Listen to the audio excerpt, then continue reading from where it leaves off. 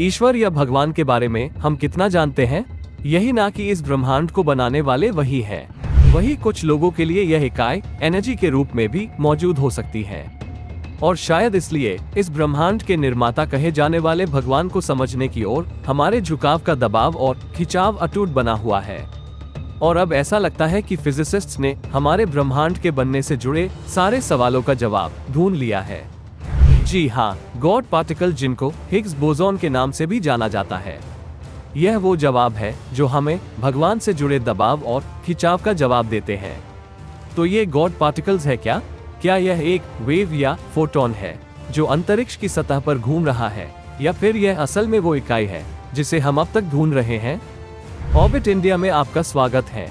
1960 के दशक में ही फिजिसिस्ट्स ने एनर्जी से भरे एक क्षेत्र की वास्तविकता एस्टैब्लिश कर दी थी जो ब्रह्मांड में हर जगह मौजूद है। इसे हिग्स फील्ड कहा जाता है। इसके साथ एक fundamental force carrying particle Higgs boson भी होता है। हिग्स बोसॉन की खोज में फिजिसिस्ट्स को ये तय करने में 40 साल से ज्यादा का वक्त लगा कि एक सबएटॉमिक पार्टिकल एक्सपेक्टेड प्रॉपर्टीज यानी गुणों के साथ मौजूद है। 2012 में खोजा गया हिग्स बोसॉन इलेक्ट्रॉनों जैसे दूसरे पार्टिकल्स के साथ क्षेत्र में इंटरैक्शन करने पर दूसरे पार्टिकल्स को द्रव्यमान देने का काम करता है। किसी पार्टिकल के फील्ड से द्रव्यमान हासिल करने का नतीजा ये होता है कि प्रकाश की स्पीड से सफर करने की उसकी क्षमता रुक जाती है।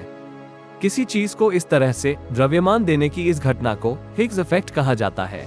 यह इफेक्ट क्षेत्र के साथ इंटरैक्ट करने वाले किसी भी पार्टिकल्स में द्रव्यमान जोड़ता है। वही हिग्स बोसॉन को भी अपना द्रव्यमान हिग्स फील्ड के साथ इंटरैक्शन से हासिल होता है।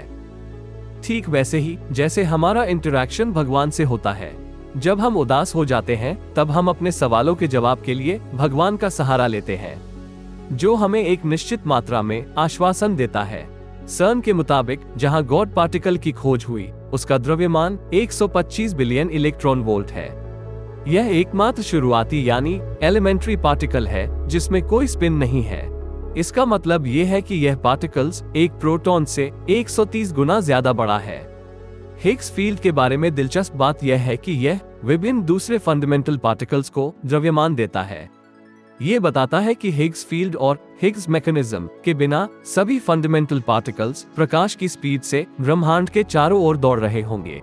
और इस तरह हिग्स बोसॉन के बिना इस ब्रह्मांड में ना कोई एटॉमिक एलिमेंट्स होगा, ना तारे और ना कोई जीवन होगा। क्या आपको नहीं लगता कि यह कुछ हद तक हम इंसानों जैसा है? किसी सुप्रीम पावर पर भरोसा न करने की वजह से हम जीवन में लक्ष्यहीन होकर भटकने के लिए मजबूर है। तो क्या हमें इस पार्टिकल्स को ईश्वर का प्रतीक मानना चाहिए? आपको क्या लगता है?